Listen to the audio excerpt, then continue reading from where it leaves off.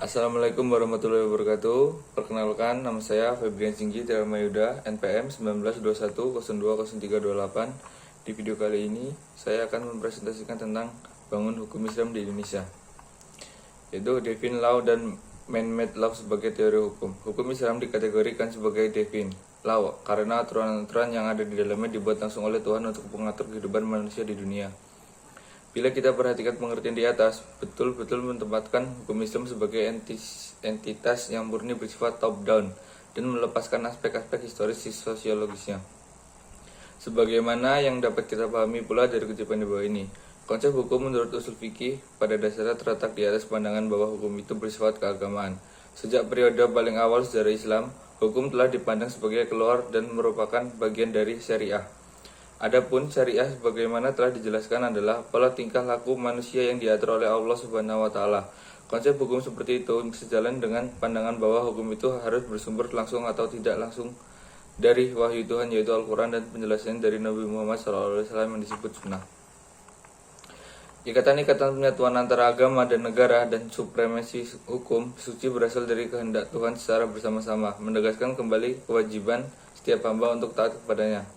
Menurut Khaduri, warga negara Islam adalah hamba Allah dan hukumnya adalah hukum suci. Karena ia berasal dari Allah Subhanahu wa taala, tidak diterapkan oleh manusia. Hukum suci seperti itu adalah pasti benar dan manusia hanya bisa mematuhi karena Allah Subhanahu wa taala lebih mengetahui dari otoritas maupun terhadap kebutuhan-kebutuhan hambanya. Dalam usaha dalam menaati hukum, manusia menyadari akan tujuan-tujuan agamanya.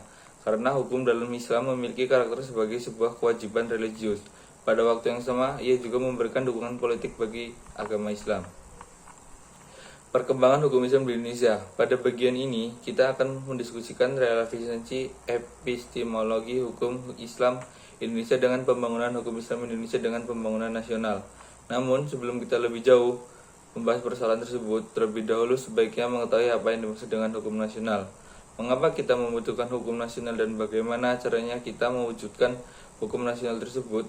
Melalui penjelasan terhadap aspek-aspek inilah kita akan mengetahui relevansi epistemologi hukum Islam dengan pembangunan hukum nasional. Pembangunan hukum di Indonesia. Dalam rangka membangun sistem hukum nasional, pemerintah menerapkan kebijaksanaan untuk memanfaatkan 3 sistem yang eksis atau living law di Indonesia, yaitu sistem hukum adat, Islam, dan Barat atau Belanda sebagai bahan bakunya. Ketiga, sistem hukum sangat berkontribusi dalam pembangunan hukum nasional. Tatanan hukum nasional Indonesia harus mengandung ciri, yaitu ada 5. Yang pertama, berwawasan kebangsaan dan berwawasan Nusantara. 2. Mampu mengakomodasi kesadaran hukum kelompok etnis, kedaerahan, dan keyakinan agama. 3. Sejauh mungkin berbentuk tertulis dan unifikasi. 4. Bersifat rasional yang mencakup rasionalitas efisiensi, rasionalitas kewajaran, rasional kaidah, dan nilai. 5. Responsif terhadap perkembangan aspirasi dan ekspektasi masyarakat. Perkembangan hukum Islam Indonesia, saran dan prasarana. Sebagai sebuah sistem hukum atau sebagian dari sebuah sistem hukum, ia mempunyai teks tertulis dalam bidang-bidang yang dicakupkan, memiliki lembaga peradilan sesuai tingkatan-tingkatan yang diperlukan, dan mempunyai alat penegak hukum untuk menjalankannya. Sekian video dari saya Heri. Wassalamualaikum warahmatullahi wabarakatuh.